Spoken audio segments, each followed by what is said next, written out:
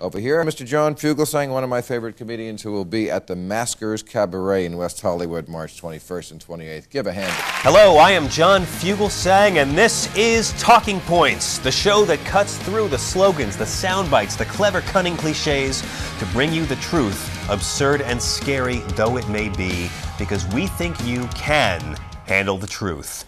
Breaking news tonight out of Vatican City. Pope Benedict XVI has announced a once-in-a-lifetime forgiveness opportunity for all you repentant sinners. In a move designed to stimulate interest in this month's World Youth Day in Cologne, Germany, the new pope is offering a special papal indulgence package, and it is a very nice package. It goes something like this. If you take part in communion and confession at the event in Cologne, you will be granted complete forgiveness for every sin you've ever committed, even evil sins like murder or birth control. Catholics who can't make it to Germany but still pray fervently that day will receive a more limited absolution package for some sins. Which sins? Benny's not saying. Fugelsang is an ancient Navajo Indian term. It means lactose intolerant. Technically, my ethnic background is Irish, Danish, German. Thank you. Which means I get drunk, hide the Jews, and look for them. So we outsourced our graphics department to Guadalajara to make this helpful chart to explain it. Here in the center is Pope Benedict XVI, formerly Cardinal Joey Ratz. Those nearest the epicenter will stand the best chance of full absolution. Outside of Germany, you can still pray really hard and qualify for absolution light. Outside that ring, you're pretty much on your own, unforgiven for all space and time in a godless universe that cares not for you. Now, as for Jews, Protestants, Muslims, Hindus, Shintoists, atheists, agnostics, and Krishnas, Scientologists too, the official talking point from the Vatican is, quote, "The Church loves all of God's children, but recognizes a specific path to forgiveness." In other words, all you people are going straight to hell no matter where you happen to be, and peace be with you. Welcome back to VH1's live town hall meeting with Garth Brooks. Now, the number to call if you want to ask Garth a question is 1-800-315-4571. Garth, how do you think it's going so far? I say we extend another hour. Then. Yeah? You ever go out on that internet there, Garth? Oh, no. No? No, thank you. Very often you fly in concerts. You're like the fly-in country western singer and above the people's heads. Yep.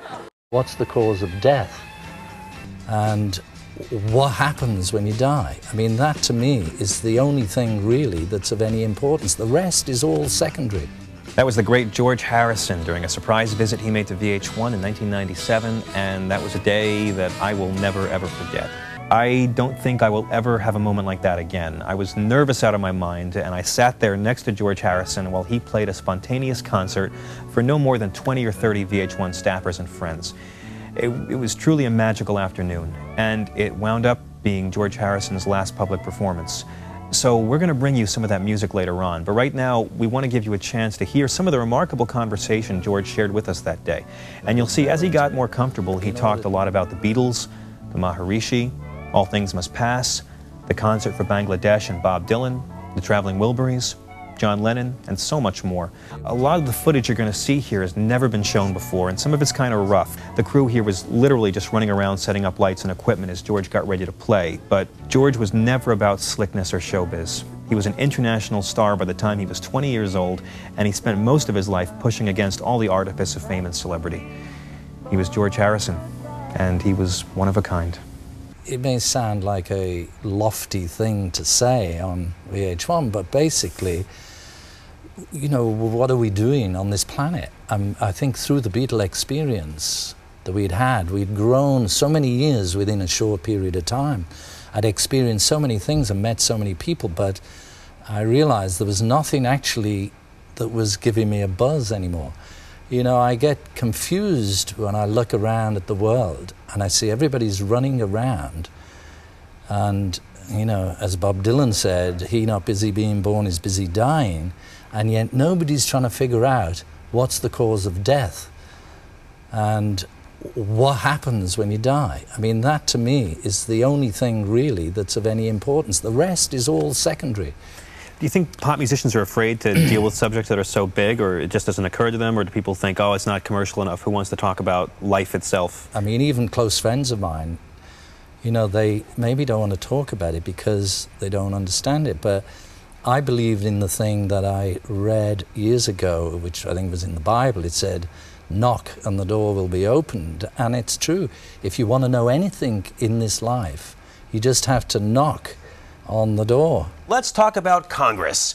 This week, they passed a highway bill costing $286 billion, the most expensive public works project in America's history.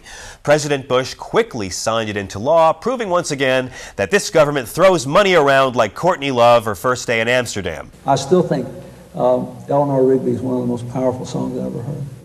Woo!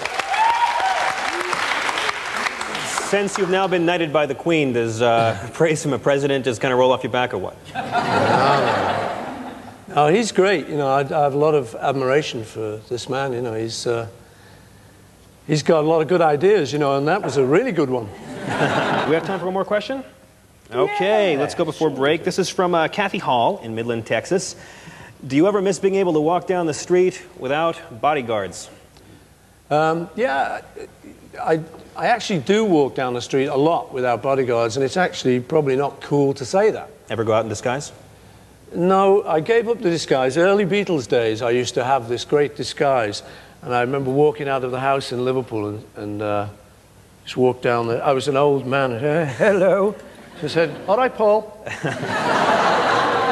Are you about to become the kind of guy who gets really angry when someone calls Trekkers Trekkies? What? Would you do a reality show that featured you quoting classic lines of movie dialogue called Doing Lines with Tom Arnold? As the star of Stand and Deliver, answer the question, do in fact tough guys make fried chicken for a living? Does age matter? No. I'm so glad you feel that way. You made a surprise visit to Heidi's family home.